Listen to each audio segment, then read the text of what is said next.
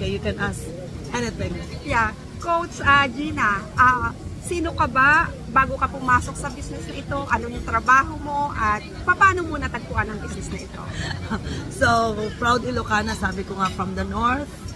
And I was a teacher back home. I have two beautiful kids. And of course, my very supportive husband. We live in Vancouver, Canada. And I traded my career being a teacher. Nagpunta ako ng Hong Kong as a domestic helper. Then pangarap kong magpunta ng Canada. So that's a stepping stone for me to coming to Canada. So I've been living in Canada for the last 20 years. For the last 19, turning to 20 years. At nag-start ako being a live-in caregiver. That's the stepping stone of my journey na gusto kong abutin ang pangarap. So then, after ng Canada, ng live-in caregiver ko, I worked in post office for 11 years, letter carrier, and then postal clerk, and then nasa airport, Canada Post ako. And Coach, paano mo natagpuan itong business na ito? Since we are working alternate shift, wala kaming time sa pamilya, may dalawa kaming anak, I would like to have the time freedom, sabi ko. So nakita kong negosyo na to sa advertising na nagsasabi they're making money while they're vacationing. So that's the start of my journey. Tinignan ko siya, pinanood ko yung workshop, and after that, eto na pala ang journey ko sa online business. So hindi naman ako tech savvy, hindi ko alam kung paano mag-computer, yung mga technical skills, hindi ako ganun kabihasa.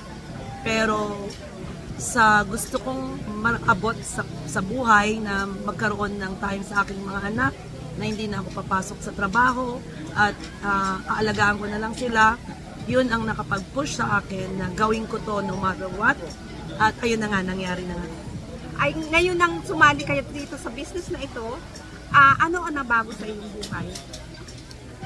Isa muna, bago tayo pupunta sa mga nabago sa buhay.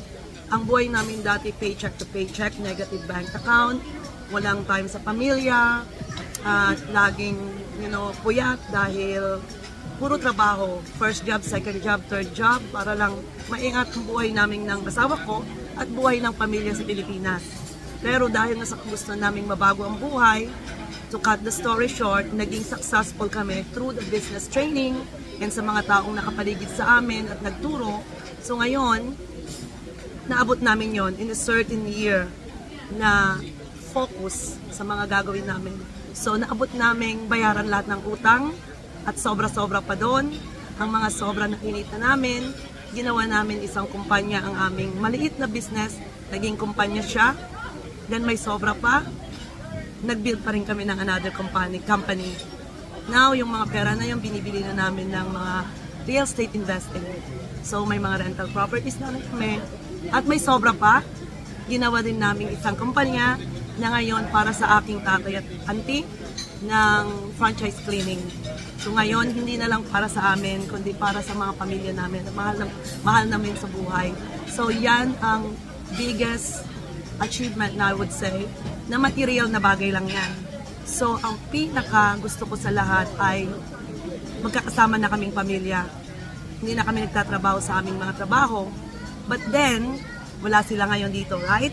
Kasi ako ay nandito dahil sa isang speaking engagement, being one of those inspirational to inspire people to be who they are and how they will achieve those goals. Kaya nandito ako ngayon mag-isa. Baka nag-wonder kayo asan ang asawa mo, asan ang anak mo. So nandito ako para inspire silang lahat. So yan ang aking pinaka-the best na achievement, to get back the time with my family. And full-time now na nagme-mentor, nagko-coach at tumutulong sa lahat ng mga tao around the globe.